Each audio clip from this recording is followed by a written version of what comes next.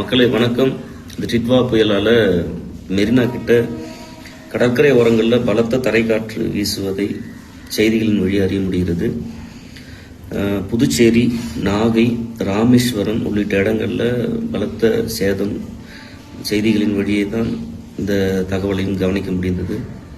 இது போன்ற நேரத்தில் பொதுமக்கள் வீட்டை விட்டு, அதாவது தேவையின்றி வீட்டை விட்டு வெளியே வருவதை தவிர்க்க வேண்டும். இது அரசாங்கத்தின் அறிவுறுத்தலை மீண்டும் நான் நினைவுபடுத்துகிறேன். இது போன்ற நேரங்களில் மின்சாரம் சார்ந்த இந்த சாதன பொருட்கள் பயன்படுத்தும் போது ரொம்ப கவனமாக இருங்க.